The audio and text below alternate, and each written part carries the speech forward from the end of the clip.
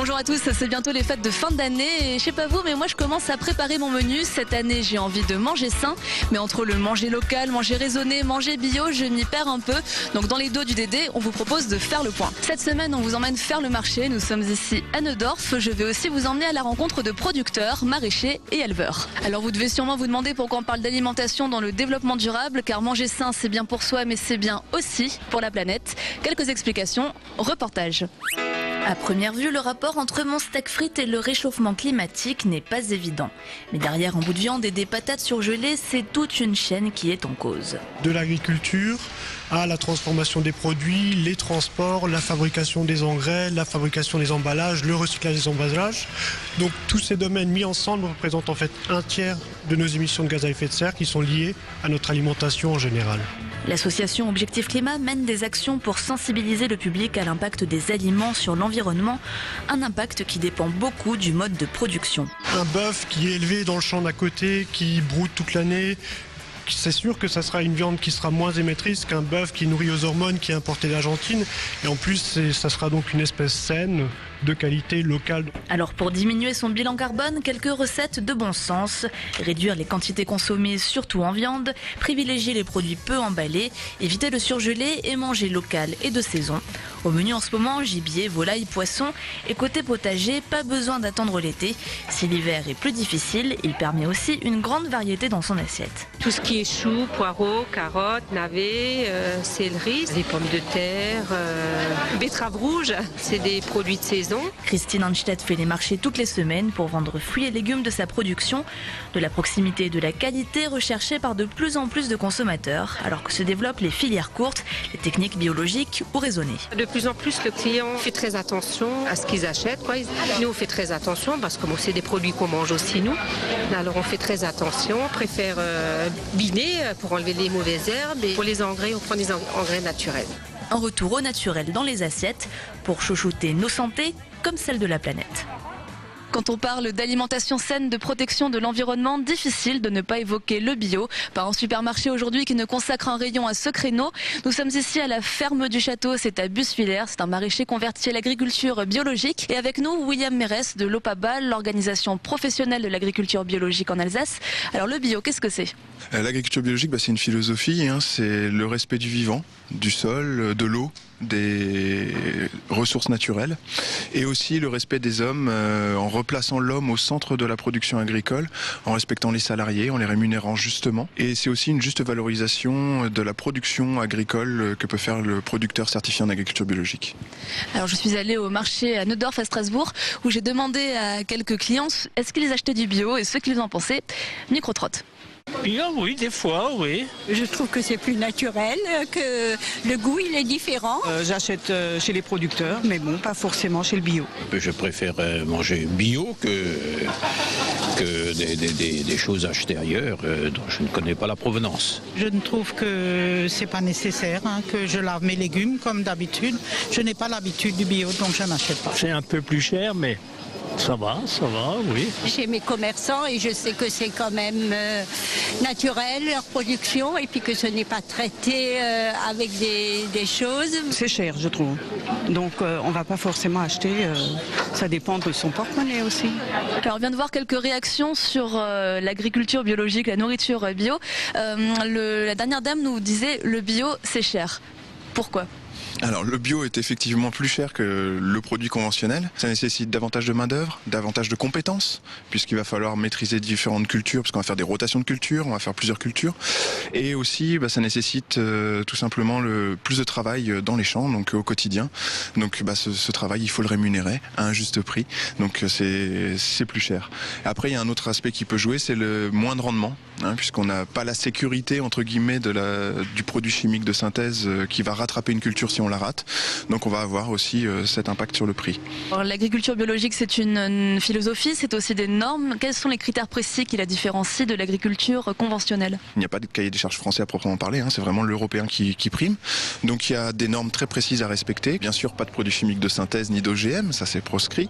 Mais il y a aussi le fait de respecter par exemple en élevage le bien-être animal, avec du plein air, avec pas d'antibiotiques de façon automatique, avec des traitements qui vont plutôt être des traitements médecine douce, avec l'homéopathie, avec la phytothérapie. Alors parfois ça arrive dans les supermarchés bio qu'on voit en ce moment des fraises en hiver. Est-ce que c'est vraiment bio ?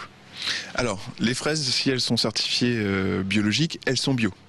Par contre, effectivement, dans la philosophie, nous on trouve en agriculture biologique qu'il faut respecter le rythme des saisons et consommer local au maximum. Donc c'est la fraise bio qui vient de loin, par définition, on est plutôt contre. On dit que la fraise, il faut la manger quand c'est la saison, plutôt en juin, en Alsace. Alors en Alsace, c'est quoi le visage un peu du milieu de l'agriculture biologique ? Depuis quand la filière s'est-elle développée ? Où en est-elle aujourd'hui ? Alors en Alsace, les premiers certifiés en agriculture biologique, ça remonte aux années 60.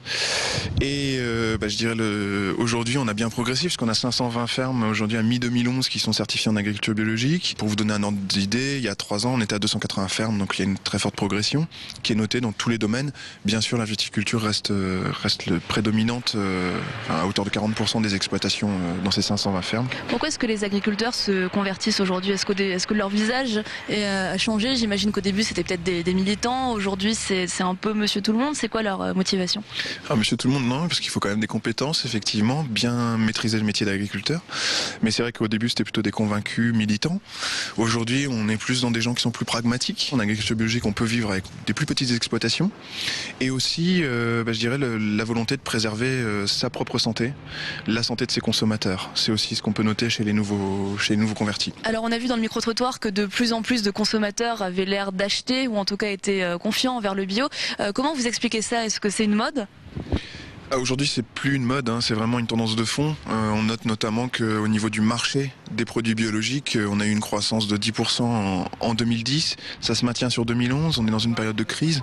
Donc c'est vraiment une garantie pour le consommateur. Il a plutôt tendance à mieux acheter, moins consommer, mais vraiment des produits de qualité et certifiés qui, en même temps, protègent son environnement. Eh bien, on va voir tout de suite sur le terrain quel est le travail d'un agriculteur biologique. Pourquoi est-ce qu'on se convertit ? Jean-Christophe Sussman, c'est ici à la ferme du Château où vous raconte son parcours. En cette mi-décembre, les champs de Jean-Christophe Sussman sont vides, mais les frigos débordent. Choux, pommes de terre, courges, rutabaga, il a fait ses provisions pour l'hiver.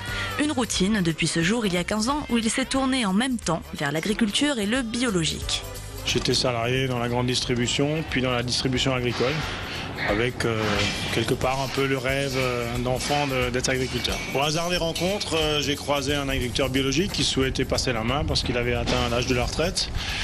Et de fil en aiguille, en me renseignant auprès de ceux qui fonctionnaient déjà en agriculture biologique, je me suis rendu compte que techniquement et économiquement, ça tenait aussi bien la route que l'agriculture conventionnelle. Contrairement à ce qu'on disait. Une fois convaincu par la viabilité du projet, c'est surtout par souci d'indépendance qu'il se lance dans l'aventure bio. Au départ, le souci, la volonté de se couper d'un système dans lequel l'agriculteur est réellement pris en otage. Il n'a aucune marge de manœuvre. On lui dit à quel prix il va acheter, on lui dit ce qu'il va planter et on lui dit à qui il va le vendre et à quel prix il va le vendre. C'était vraiment moi ce qui m'a poussé à aller dans un secteur où il y avait encore un peu de marge de manœuvre. Aujourd'hui, c'est dans les grandes enseignes de la région, mais aussi en vente directe par le biais de paniers que l'agriculteur écoule une partie de sa production de céréales et de légumes.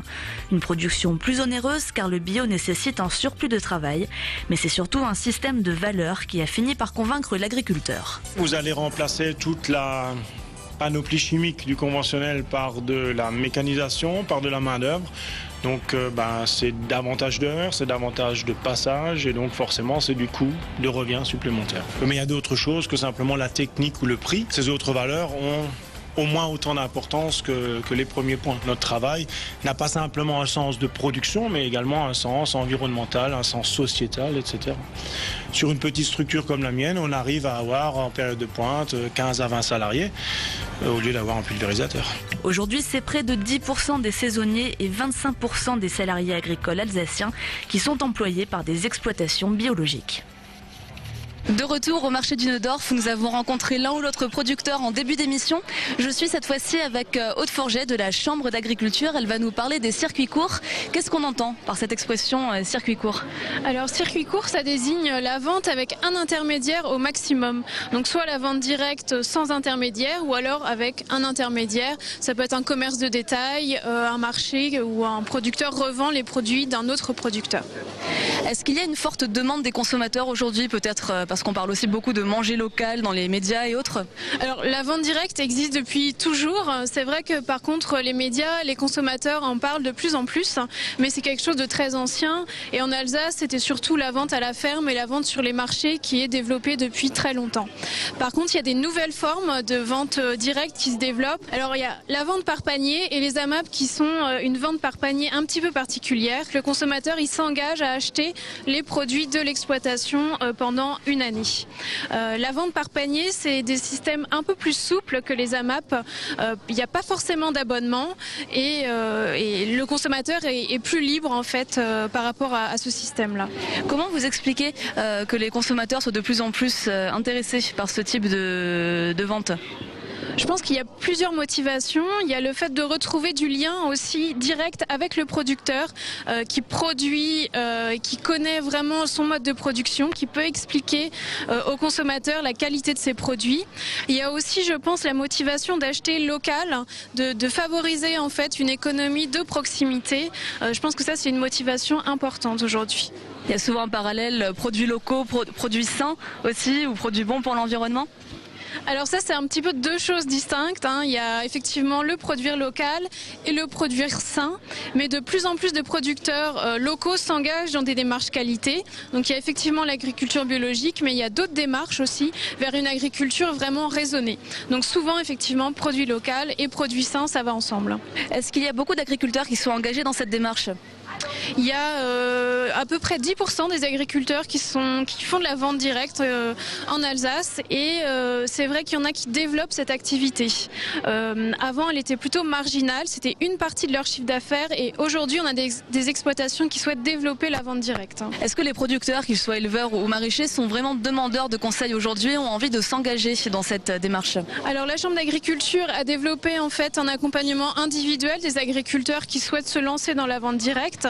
Donc ça touche à l'économie, savoir calculer la rentabilité de cette activité, à tout ce qui est réglementaire, parce qu'on a également une réglementation sanitaire très importante en matière de vente directe. Et on fait également des formations pour un petit peu apprendre aux agriculteurs à vendre leurs produits. Est-ce que cette démarche existe aussi bien pour des maraîchers que pour des éleveurs, pour de la viande ou pour des légumes ? Alors pour toutes les productions animales, c'est vrai que c'est plus compliqué parce qu'il y a la réglementation sanitaire qui est assez contraignante. Et donc il faut vraiment respecter des normes pour respecter cette réglementation. Donc c'est vrai que c'est un peu plus lourd pour toutes les productions animales. Eh bien merci beaucoup pour ces explications. Alors circuit court, filière bio, alimentation en général, vous retrouvez tout sur notre site internet alsacevin.tv et moi je vous retrouve la semaine prochaine. Salut!